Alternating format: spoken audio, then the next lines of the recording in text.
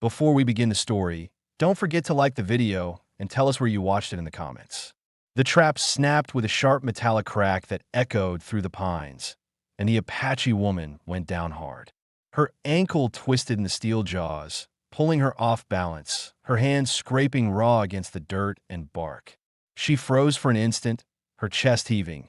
Then panic surged. She knew the sound of such traps, knew what they were for. Her breath came fast, every nerve telling her she had walked straight into a hunter's snare meant for animals. She tugged at the clamp, but the steel only bit deeper. She forced herself not to cry out. A sound would carry through the trees, and she didn't know who might come. Her people had been pushed south weeks ago, scattered by soldiers, and she had stayed behind to search for her younger brother who had not returned from a raid. Alone now, she had little food and no horse. Every step carried risk, but she couldn't stop searching. She had been taught to keep moving, to trust the land. Yet here, she was pinned, helpless, with her heart pounding so loudly she could hear it in her ears. The sound of boots broke through the silence. She whipped her head up. A man moved through the brush, tall, broad-shouldered, with a rifle slung low. His hat shadowed his face, but his steps were deliberate, not hurried. That calmness terrified her more than if he had come charging. This was a man comfortable in the woods, a man who belonged here. Her stomach tightened. She thought, he set the trap. He's come to finish it. Maybe to kill me, maybe worse. Cole Matthews, a cowboy turned trapper out of necessity, had been running the same lines for weeks. Food was harder to come by since the frost had ruined what little corn he grew on his patch of land. Hunting deer and rabbit meant survival. He had not expected to find a person caught in his snare, least of all a young Apache woman. He stopped 10 paces away, his eyes taking in the scene without rushing. A flicker of unease touched him. He had seen soldiers drag people off these hills, seen townsfolk spit when an Apache walked through, and he knew what she must be thinking now, that he was no different. He set the rifle down carefully on the ground. He raised his empty hands, palms open, letting her see he carried no threat. His voice came low, steady. "It's for game, not for you," he said. "I'll get off." She narrowed her eyes, chest still heaving, her hands balled tight against the dirt. She wanted to spit back words of defiance, but fear sealed her throat. She watched his every movement, ready to claw at him if he came too close too fast. Cole crouched slowly, keeping his hat low so she didn't have to meet his eyes if she didn't want to. His hands moved to the trap, fingers working the spring. "It'll hurt for a second," he told her, not sure if she understood every word, but knowing his tone mattered more than the meaning. When the jaws released, her ankle came free with a rush of pain that made her flinch, her teeth clenching to stop a cry. Cole tore a strip from his own shirt and wrapped the swelling joint, his hands steady and respectful, careful not to linger. The woman watched him with suspicion, but also with something else, confusion. If he had meant harm, he had already lost his chance. She whispered her name, guarded, almost daring him to use it wrong. He nodded, repeated it carefully, not perfectly, but with effort. Then he gave his own, "Cole." For a moment, the forest seemed to hold still, as if waiting on her decision. She could try to run, limping and alone, or she could walk with this stranger who had spared her. Neither path felt safe. She studied his face, creased at the eyes from long days in the sun, jaw set with the look of a man who had buried mistakes he wouldn't speak about. He carried himself like someone who'd seen too much but still chose restraint.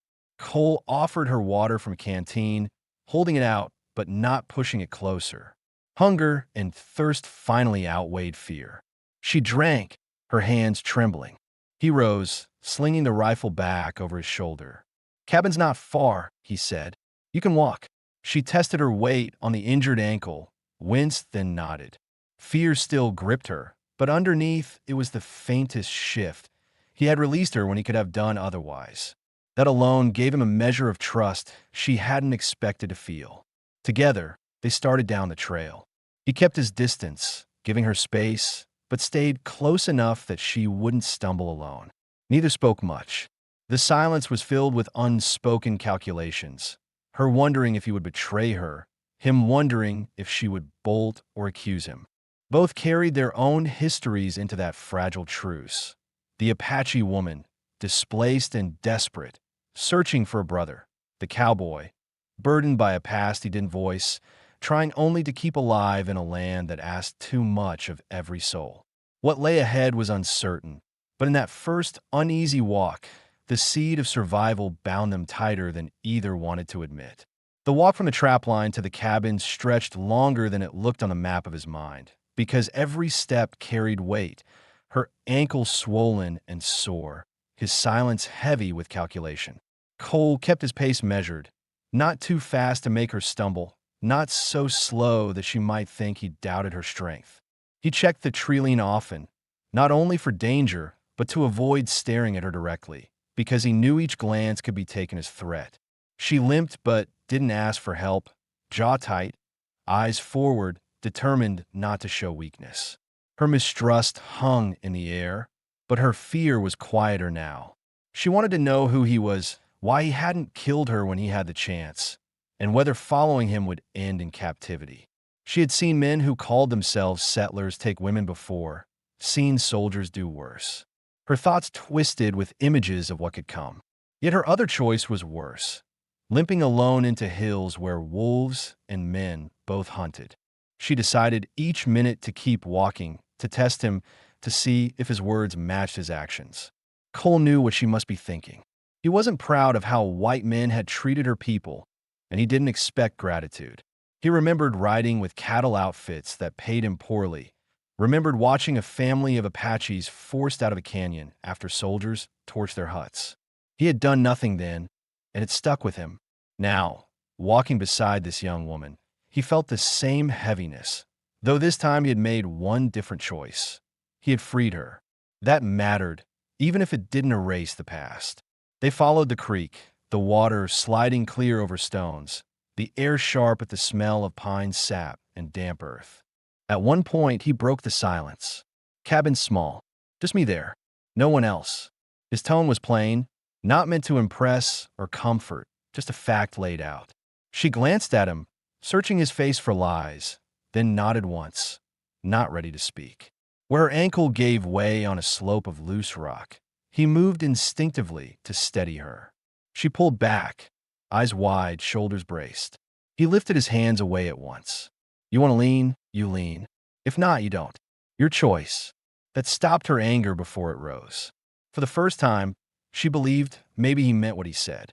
She touched her ankle, hissed softly, then pushed herself upright without his arm. He let her. Questions unspoken filled the gaps. She wanted to ask why he lived out here alone. He wanted to ask why she had been wandering without a band. Finally, when the cabin roof came into sight between the trees, she broke the silence with a single question. Why trap, cowboy? Her voice carried suspicion, but also genuine curiosity. He answered without hesitation. Winter's short on mercy. Frost kill my corn. Mare's lame. I hunt to eat, to keep the roof over me. His voice carried no pride, only weariness. The truth of a man making do with too little. She studied him as they reached the clearing. The cabin was rough-hewn, smoke curling from a crooked stovepipe, fences sagging where weather had taken its toll. Not the home of a rich settler, not the fort of a soldier, but the shelter of a man scraping by. It surprised her. He looked more like a survivor than a conqueror. Her fear didn't vanish, but it shifted. Cole unlatched the gate, pushed it open, and stepped aside. Go ahead, he said, letting her enter first. It was a small gesture, but she caught it.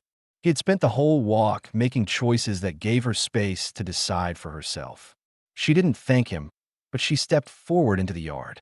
Inside, the air was cool and smelled of smoke and old wood. She took in the simple furnishings, the bare shelves, the single bed. No hidden women, no soldiers waiting. Just him. That eased some of the questions pressing at the back of her mind, though not all. Cole set down his rifle by the wall. You can sit. I'll cook. You should rest that ankle. He didn't push further, didn't try to close the distance between them. He knew trust had to be earned slow, with deeds, not promises. For the first time since the trap had snapped, she let out a long breath she didn't know she was holding. She still didn't know his full story, and he still didn't know hers. But in the space of that walk, the sharp edge of fear had dulled into something else. Cautious watchfulness, the first step towards seeing whether this stranger could be more than danger. Inside the cabin, the air was different from the forest, still close and marked with the scent of wood smoke, leather, and old iron. The Apache woman stepped across the threshold cautiously, her eyes scanning every corner as if expecting something hidden. The cabin was one room, walls of rough pine, a low ceiling, and a dirt floor packed hard from years of use. There was no second bed, no hidden weapons, no sign of another person. Just a single stove with blackened sides, a rough plank table, and a narrow bed frame with a thick mattress covered by a wool blanket. It told her something important. This man truly lived alone, without a family, without a woman, without even company. That eased one question. There was no trap waiting inside, but it raised another. Why did he live in this isolation? Cole noticed her studying the room, so he spoke plain. Ain't much to look at. Everything you see, I cut and built myself. He set his rifle against the wall and moved slowly, pulling a small tin of beans and a strip of salt pork from a shelf. He didn't ask if she wanted food. He simply began to cook because he knew hunger didn't need an invitation. He cut the pork into pieces, dropped them into the iron pan, and added beans, letting the smell fill the room. She kept her distance, standing by the wall, not sure whether to sit. Her ankle throbbed as the swelling grew.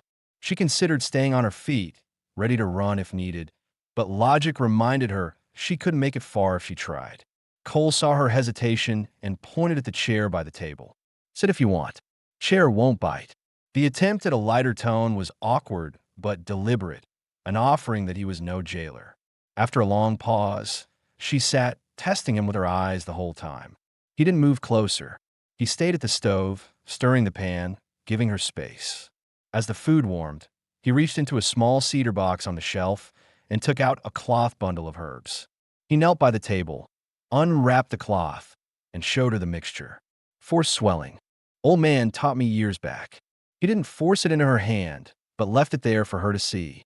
She studied it, then nodded faintly. When he knelt to check her ankle, he did so slowly, making every movement clear. She stiffened, ready to push him away, but his hands were careful, wrapping the herbs around the joint with steady fingers. He tied it off with a strip of cloth and leaned back, without holding on longer than needed.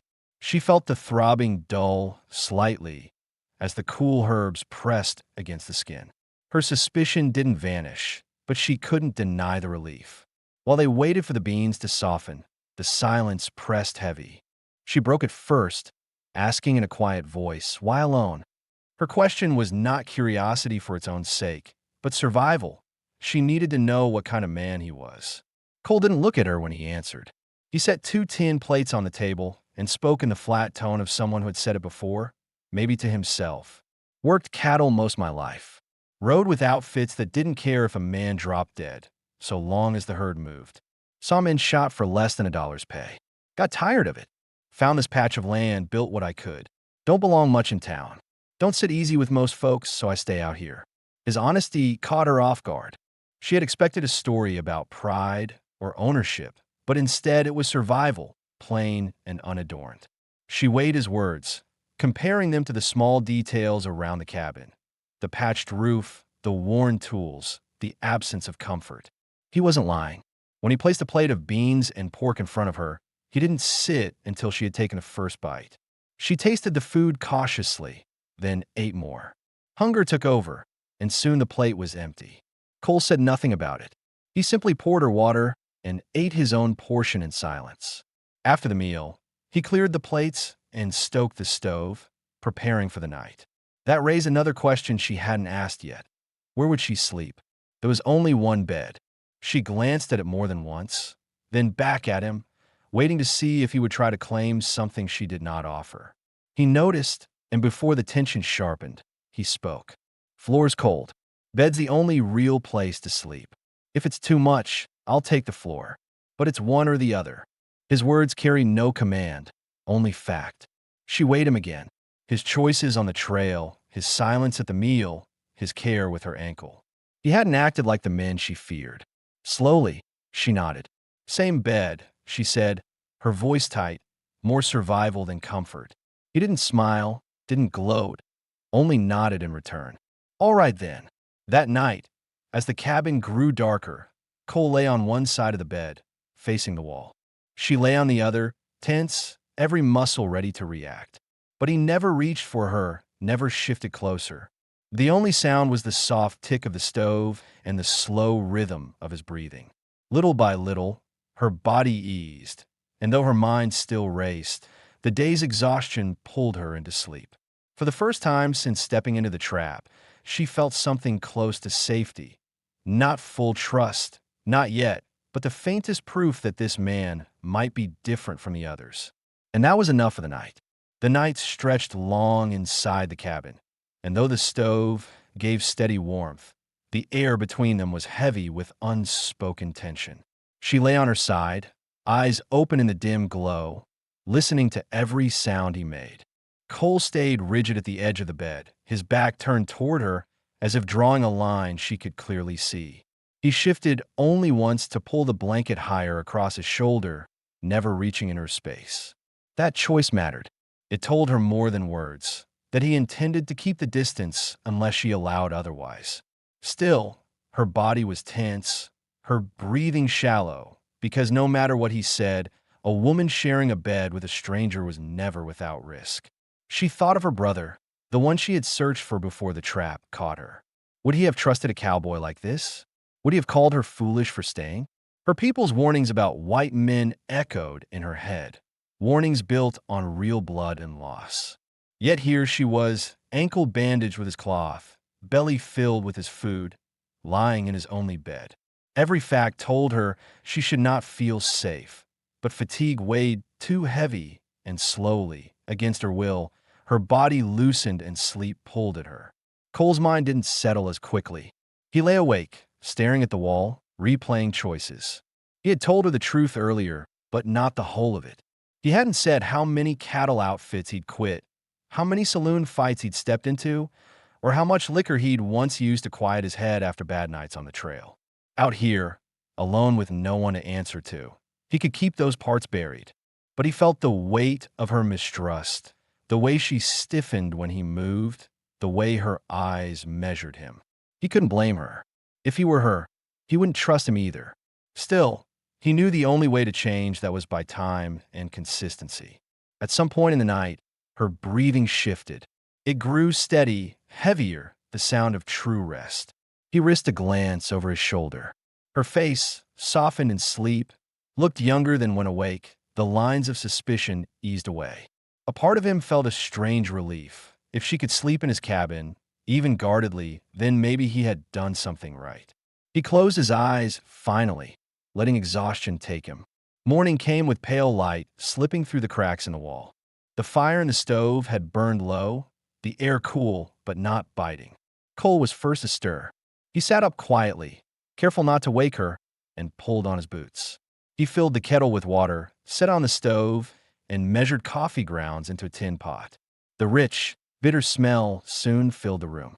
She woke to it, blinking, her body stiff from the day before. For a moment, disorientation flashed in her eyes, until memory returned and she saw him, not hovering, not watching her, but tending to simple chores. That calmed her faster than any words. He slid a plate of cornbread across the table when she finally sat up. "Eat," he said plainly. "They'll be easier on a full stomach." She hesitated only a second before taking it. The bread was rough but filling. He poured coffee into the tin cup and handed it to her with steady hands. She tasted it cautiously, the bitterness strong, but she didn't set it down. After breakfast, Cole brought the bundle of herbs again and checked her ankle in daylight. The swelling had gone down slightly, the skin still red, but less angry.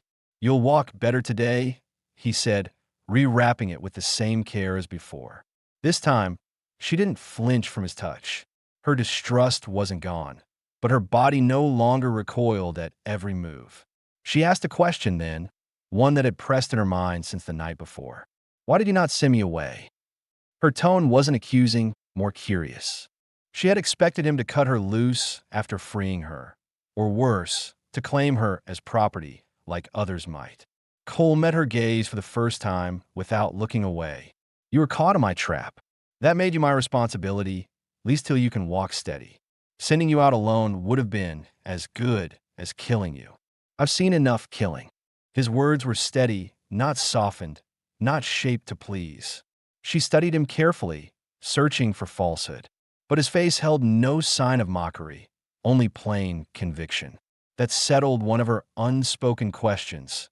He had not brought her here for gain or cruelty. He had brought her because he thought it was right. For the first time, she allowed a faint nod of acknowledgement. It wasn't trust yet, but it was a step toward it. Cole saw it, said nothing, and returned to his coffee. The rest of the morning passed with simple routines. He chopped wood outside while she swept dirt from the cabin floor with a switch broom, her movements slow but deliberate. She wanted to prove, even with her injury, that she wasn't a burden. He noticed but didn't comment. Instead, he worked steadily, giving her the dignity of silence. By midday, the shape of their uneasy truce had formed. She was no longer a trapped stranger, and he was no longer only the man who had caught her. They were two people sharing the same cabin out of necessity, each weighing the other's choices, each wondering what the next day would bring. And though she would not admit it aloud, she found herself less afraid of the coming night than she had been of the last. The days that followed began to shape into a rhythm, though neither of them would have called it comfortable. Morning light pushed through the cracks in the cabin wall, and Cole rose first, always moving quietly so as not to startle her. He set water to boil, brewed coffee, and put together simple meals: beans, cornmeal, dried meat.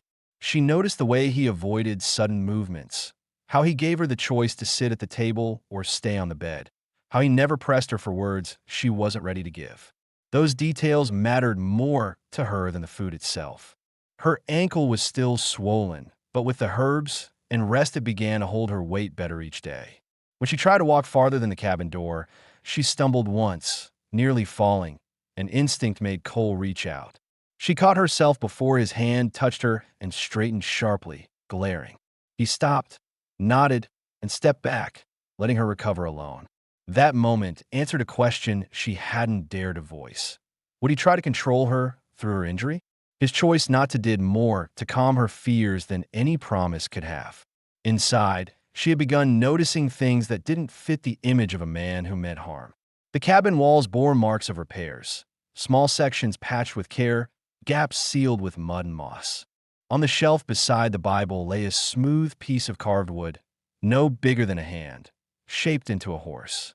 It wasn't a tool or a weapon. It was something someone had taken time to make. She picked it up one afternoon when he was outside splitting wood, and when he came back in, he saw it in her hand. He didn't snatch it back or look embarrassed. He only said, "Made that years ago for a kid who never got to keep it. Figured no harm keeping it myself." He didn't explain further, and she didn't ask, but the admission lingered in her mind. She, too, began to reveal small parts of herself, though carefully. While helping sweep the dirt floor with a bundle of willow twigs, she said, "My brother and I used to do this in camp. He was younger, couldn't hold a spear yet, but he wanted to help." Her voice faltered, and she fell silent. Cole didn't press. He only asked, "How long since you've seen him?" She shook her head, unwilling to answer, and he let it be. That restraint mattered to her. One question the air still carried was whether she was free to leave if she wanted. She hadn't asked directly, but she thought about it every time she looked at the door. Cole seemed to sense the weight of it, because one evening, as they sat at the table eating venison he had traded from a hunter, he said, "When your ankle's good, you can go if that's what you want. No one's keeping you here." His tone was flat, not emotional, but the words landed heavy. She studied his face for signs of trickery. There were none. The tasks of survival filled their days and gave shape to their silence. He showed her the traps he had set, explaining how the trigger worked, how scent carried on the wind. She listened, cautious at first, but soon asked questions. Why place bait near rocks instead of open ground? Why some loops higher than others? He answered simply, with no air of superiority. When she suggested moving one snare closer to a path where deer had passed, he considered it and agreed. That decision surprised her. He treated her input as useful, not decorative. She returned the gesture by sharing knowledge of her own. At the creek, she showed him which plants had roots good for grinding into paste for wounds, which leaves helped when boiled as tea. He listened with attention, storing the information. For both of them, knowledge was survival, and survival could not be taken lightly. By the fifth night, the way they moved around each other had changed. It wasn't trust, not fully, but it was something close to cooperation.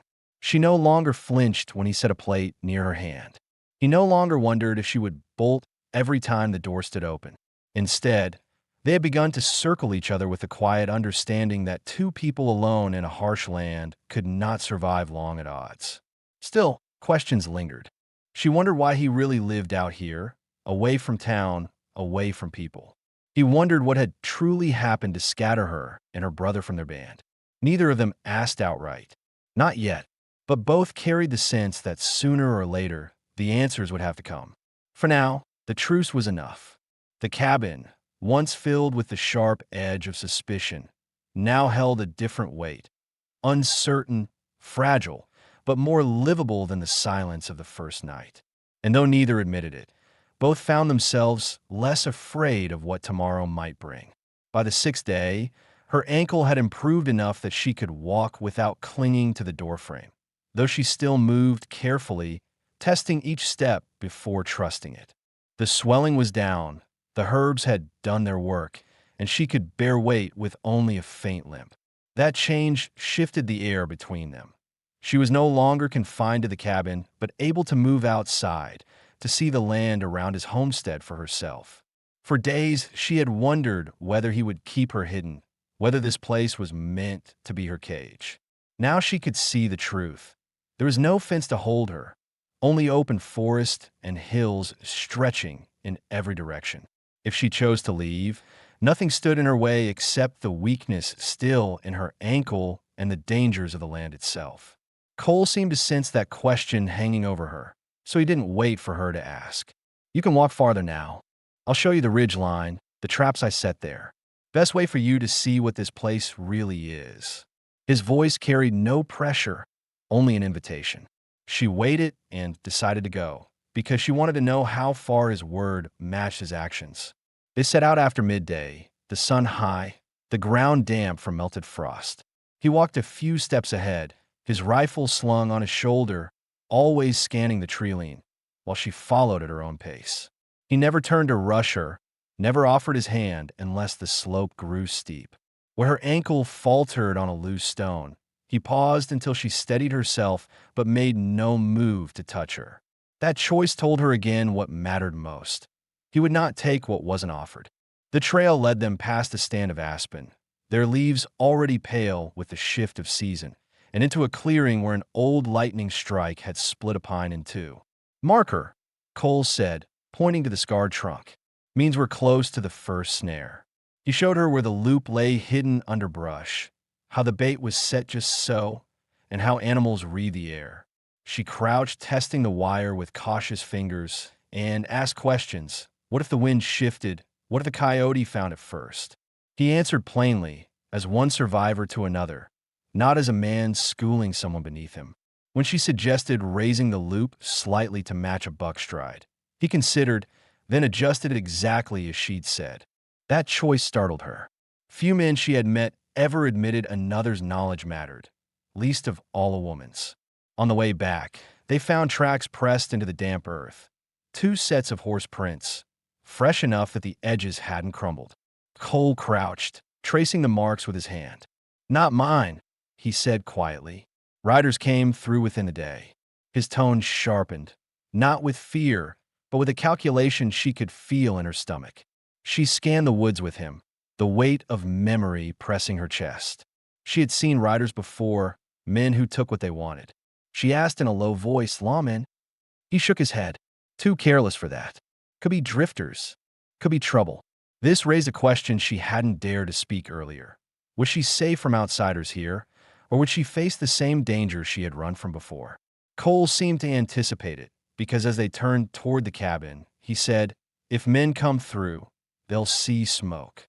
They'll ask questions. You don't know them answers. I'll handle it.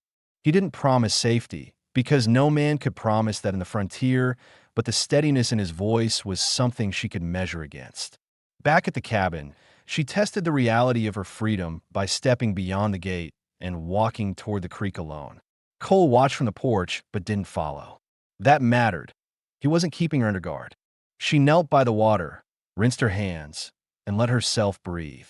For the first time since the trap had snapped shut, she felt not like prey waiting for the hunter's next move, but like a person with a choice.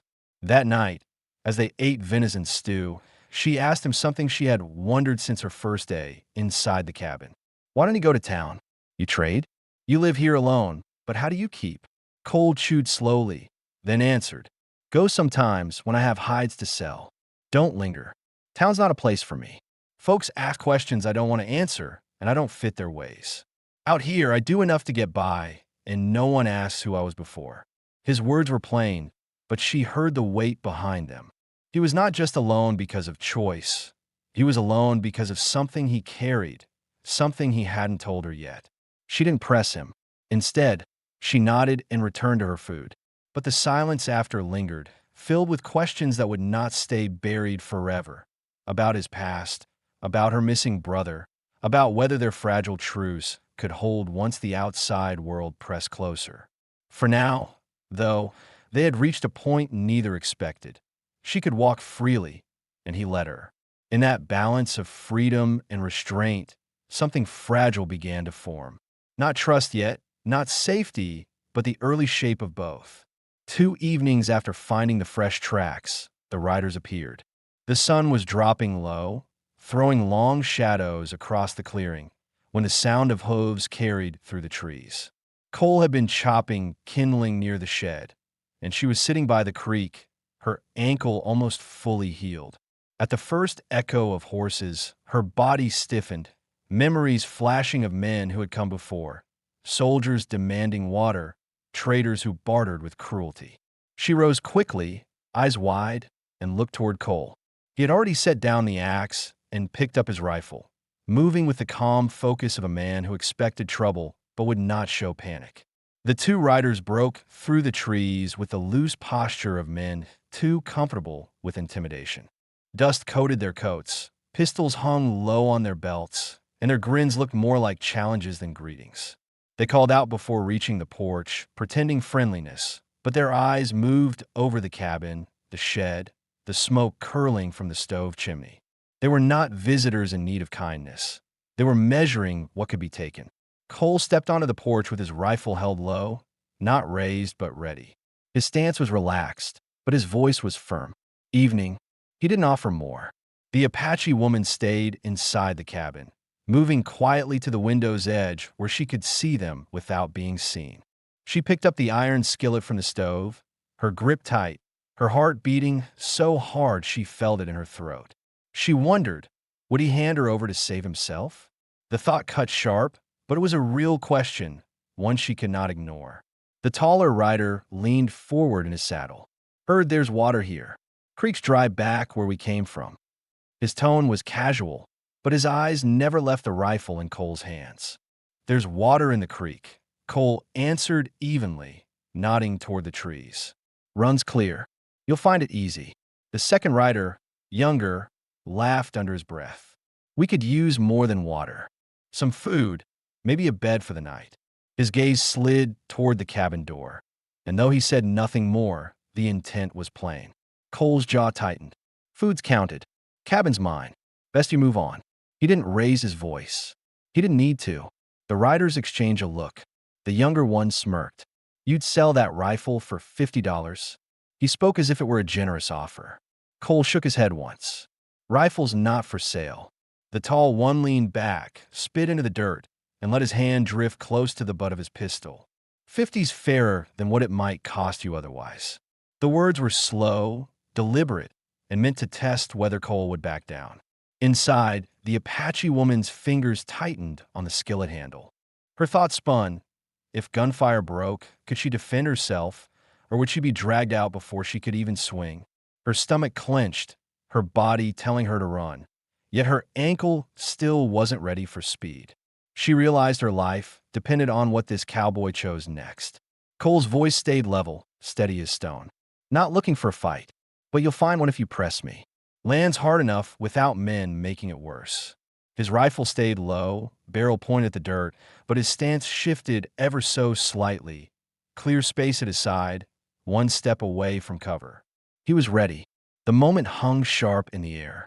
The riders weighed their chances, 2 against 1, but the quiet certainty in Cole's tone unsettled them.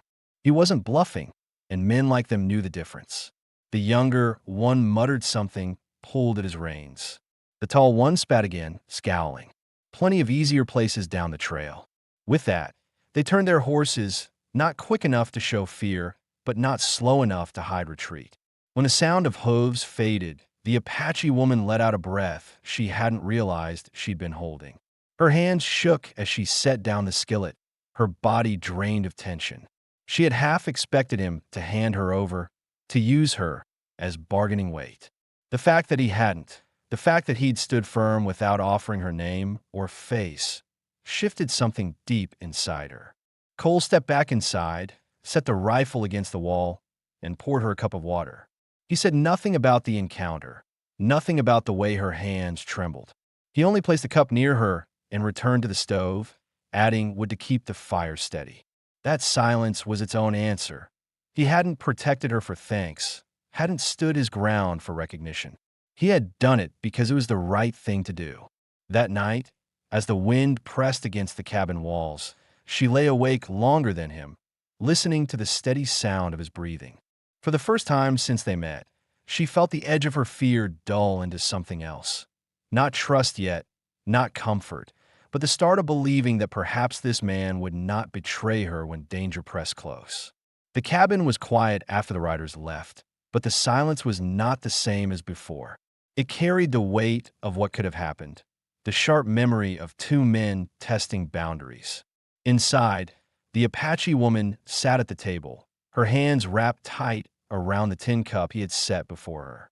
The water was gone, but she hadn't let go. Her fingers trembled once before she forced them still. She thought of nights long ago when strangers had walked into camps asking for food or water, then left with more than they were given, sometimes with people who never returned. Her chest tightened. The skillet was still on the floor by her feet, and only now did she notice how heavy it had been in her hands. Cole, sitting across from her, didn't fill the room with talk. He let the silence settle, stoking the stove, checking the rifle before setting it back in place.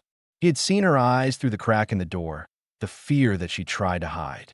He knew better than to ask if she was all right, because she wasn't, and because words wouldn't fix what memory kept alive. Instead, he spoke about something else, something that mattered to him. Preacher from Santa Fe comes through sometimes.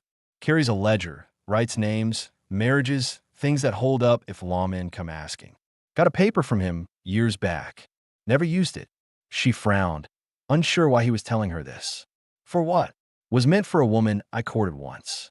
Fever took her before the preacher came back. Kept the paper anyway. Thought maybe someday I'd need it. His voice was steady, but there was a rawness under the words. He didn't look at her while saying it, just stared at the lantern flame. Her suspicion flared for a moment. Was this another way of claiming her, binding her to him? But then she studied his face. He hadn't spoken with possession, hadn't said you will, only that the paper existed. He was sharing, not demanding. That distinction mattered. She set the cup down, leaned forward, and finally gave something of her own. My brother, last I saw him was before soldiers pushed us south. He went on a raid, never returned. I looked. No body, no sign. Just gone. I stayed behind to search while the others moved. Her voice caught, the words forced out like stones. Every trail was empty. Every camp I found was burned. Still I looked. Then I found your trap. Cole listened without interrupting, his expression still but attentive. He didn't offer empty words, didn't say he was sorry or promise things he couldn't.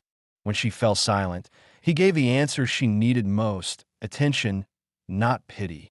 After a moment, he said, You've still got time to find him. Maybe not today, maybe not here. But time hasn't closed yet. She stared at him, uncertain whether to be angry at the hope in his tone or to hold on to it. In truth, she wanted to believe it more than she wanted to resist it. Later, when the stove burned low and they lay again in the single bed, the air between them felt changed. She didn't lie as far to the edge as before, and he didn't press closer. Their shoulders didn't touch, but the distance was smaller, not forced by fear, but allowed by choice. Her breathing was uneven at first, the tension of sharing something so painful still fresh. His breathing was steady, grounding her without effort. One question that had lingered since the first night came back into her mind. If danger came again, would he stand firm? Tonight she believed he would, not because he was strong with a rifle, but because he had chosen not to betray her when it was easier to do so. That choice meant more than any promise. Before sleep finally pulled her under, she whispered a word in her own tongue, quiet, uncertain if he understood. It meant not enemy. Cole didn't answer, but she felt his body shift slightly, a long breath released, and she knew he had heard. The fragile bond between them had grown in silence, in shared work, in the pressure of fear. Now, with their past spoken aloud, it began to take shape into something else. Not yet love, not yet safety, but a connection that neither had expected when the trap first snapped shut. The first snow came earlier than either of them expected. It wasn't heavy, just a thin veil that melted by midday, but it was warning enough. In the high country, early flakes meant winter would strike hard and soon. Cole stepped outside that morning, saw the white dust clinging to the fence rails, and came back in with a look that told her more than words. "We'll need to set things right before the real cold," he said. That day, their work began in earnest. He patched the chinks in the cabin walls with moss and clay, pressing it tight so the wind wouldn't snake through. She gathered kindling in small bundles, tying them with strips of cloth so they would stay dry under the bed. When she found herself limping less, she carried armfuls of split wood to stack by the door, determined not to be useless. Cole noticed, but didn't comment. He let her claim her share of the work without reminding her of the ankle that had first brought her here. Food was next. Cole cut strips of venison, hung them from the rafters to dry, and showed her how to turn the meat with a stick so smoke cured it evenly. She added wild herbs she had gathered at the creek, teaching him which ones would keep sickness away in the lean months. He listened carefully, storing the knowledge the way he stored his ammunition, because both could mean survival. Questions that had lingered earlier now pressed closer. She asked him directly, while sorting herbs by the fire, "When snow comes deep, do you stay here alone all winter?" Her tone was half curiosity, half suspicion. He didn't flinch from the question. "Always have," he said. "Easier than answering to folks in town. Cabin's quiet, and quiet's all I need." He paused, then added, "Not saying it's the best way, just the one I know." It was her turn to speak. "My people do not winter here anymore. They move south when soldiers push, when food runs thin. I stay behind. When snow comes, there is no one left for me to go to." Saying it aloud cut sharper than she expected. For the first time, she admitted what had been obvious for weeks.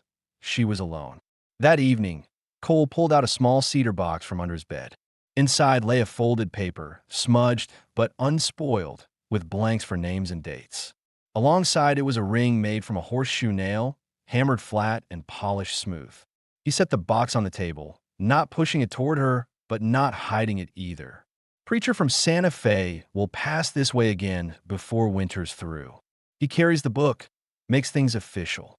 I kept this paper for years. Figured one day it might matter. If you want her name written down with mine, it's here. If you don't, it stays in the box." For a long time, she stared at the paper. At first, her body stiffened, suspicion bracing her shoulders. Was this another way to bind her, to take what she hadn't chosen? But his voice held no pressure, only quiet certainty. He wasn't demanding, he wasn't bargaining, he was offering. That distinction made her pause. She rose and walked outside into the cold air. The ground crunched under her steps, the first crust of frost settling in. She followed the creek to the flat rock she had come to each day to think. There, she considered what he had shown her since the day of the trap. His restraint, his silence, his choice not to hand her over when riders came, his willingness to treat her knowledge as equal. All of it stood against the warnings her people had always spoken about white men. None of it erased the danger of trusting him, but it proved that he was not like the others she had feared. When she returned to the cabin, her eyes found the cedar box still sitting open on the table. Cole didn't move toward it, didn't even look up at her. He left the decision where it belonged, with her. Slowly, she sat across from him. "When the preacher comes," she said, her voice steady, "I will write my name." Cole gave a single nod, his expression unchanged, though relief flickered behind his eyes. He closed the box gently and set it back under the bed. No celebration, no claim, just the quiet understanding of an agreement made. That night, as the cold deepened and the wind pushed against the cabin walls, they lay in the same bed as before. But the space between them was different now. It wasn't fear that set the distance, it was choice. For the first time, both of them lay awake, not wondering if the other would betray them, but wondering what a shared winter might hold. The preacher arrived late in the season, just as the first real snow settled thick across the ridge.